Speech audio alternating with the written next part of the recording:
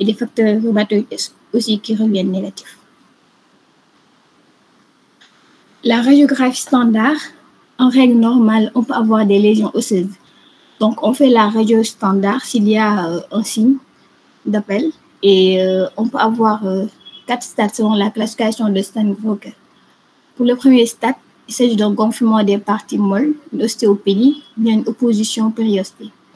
Le deuxième stade, on note un pincement articulaire, puis une érosion osseuse au troisième stade et une ankylose articulaire au quatrième stade. Donc, sur ce schéma, sur le schéma A, on note une érosion osseuse qui est là, un pincement articulaire et une déformation au niveau du schéma C. On peut aussi faire l'échographie articulaire qui n'est pas systématique. Ça permettra d'évaluer l'activité de l'attente articulaire inflammatoire. Ça montre également la présence d'un épanchement articulaire ou bien d'un épaississement synovial. L'IRM est particulièrement plus efficace pour le diagnostic précoce des synovites, mais minime, et ça permet une exploration de l'articulation temporo-maxillaire et des hanches. Le CG échocardiographie systématique à la recherche de troubles de repolarisation du péricardite, rarement du myocardite. L'évolution de la forme systémique, comme élément de surveillance à la clinique, nous avons déjà la clinique et les modalités, nous avons soit de la guérison dans 50% des cas ou bien dans autres 50% des cas, on peut noter des complications qu'on va détailler dans les formes compliquées. Comme pronostic, 50% des rémissions sans séquelles fonctionnelles ou bien avec séquelles articulaires. Et 50% des cas, on note une maladie qui sera toujours active.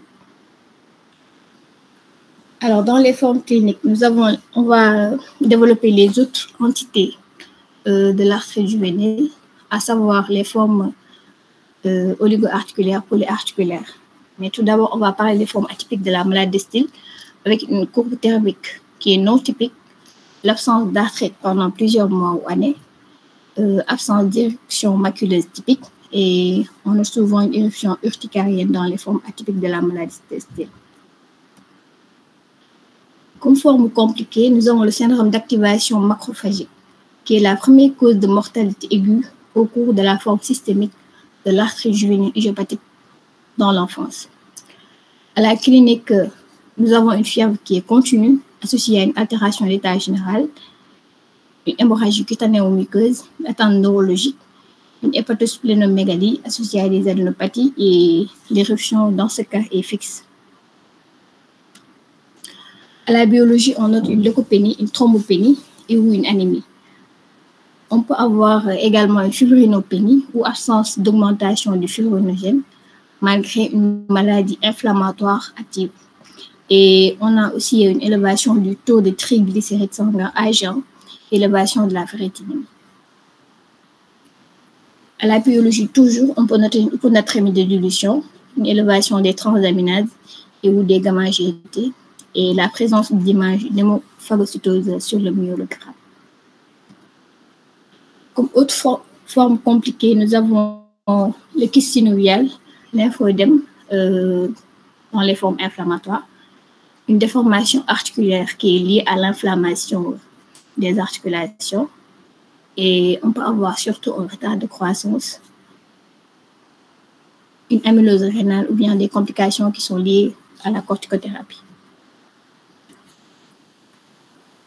Dans la forme oligo-articulaire, il faut savoir que la forme oligo-articulaire, c'est une atteinte au maximum de 4 articulations, une à 4 articulations. Et l'atteinte est asymétrique, associée à une uvéite iridocyclique. Et à la biologie, on a un syndrome inflammatoire qui est inconstant et les facteurs antinucléaires peuvent être positifs à 70-80%. À la radiologie, on peut noter une déminéralisation osseuse. Alors ici, nous avons sur ce schéma une uvéite et une oligoarthrite de la cheville. Pour la forme polyarticulaire, ça se manifeste par l'atteinte de 5 articulations ou plus pendant les 6 premiers mois d'évolution. Dans cette forme, nous avons une forme séronégative sans facteur rhumatoïde, pouvant s'accompagner d'uveites à œil blanc et débutant entre 1 et 3 ans ou entre 9 et 14 ans. Et la forme polyarticulaire avec facteur rhumatoïde, proche de la polyarthrite rhumatoïde de l'adulte, débutant vers 10 à 12 ans. La forme polyarticulaire sans facteur rhumatoïde, dans cette forme, on peut avoir une polyarthrite qui est asymétrique à début précoce, souvent avant l'âge de 3 ans, à prédominance féminine. Donc, les facteurs antinucléaires sans spécificité, avec un risque important de survenue d'uveites. Voilà, donc sur ce schéma, nous avons une atteinte de plus de 4 articulations, 5 articulations ou plus. On peut toujours avoir une atteinte articulaire qui débute de façon insidieuse et se manifeste par un épaississement synovial important, souvent symétrique et touche les articulations ainsi que les gaines tendineuses. L'âge du début est en moyenne 8 à 10 ans. La biologie est un syndrome inflammatoire biologique et il n'y a pas d'auto-anticorps. Donc, toujours dans la forme polyarticulaire sans facteur rhumatoïde, on peut avoir une polyarthrite qui est sèche, avec peu ou pas de synovite, une raideur progressive qui s'installe, et à la biologie qui est le plus souvent normale. Et l'évolution se fait souvent vers l'ankylose articulaire qui est non douloureuse.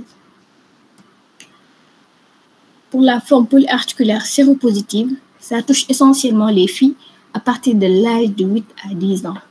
Ça concerne 2 à 7% des arthrites juvéniles idiopathiques similaires à la polyarthrite rhumatoïde de l'adulte. Il s'agit d'une polyarthrite symétrique à prédominance distale, atteignant les petites articulations des pieds et des mains et souvent les grosses articulations. Donc ici, ça touche souvent les métatarses. Et à la biologie, nous avons un syndrome inflammatoire qui est modéré, le facteur rhumatoïde à l'immunologie qui est positif avec des anti-CCP, les anticorps antipeptides cycliques citrulinés, et la rémission est rare. Donc, il faut une procédure de traitement pour éviter le risque de destruction ostéocartilagineuse. Alors,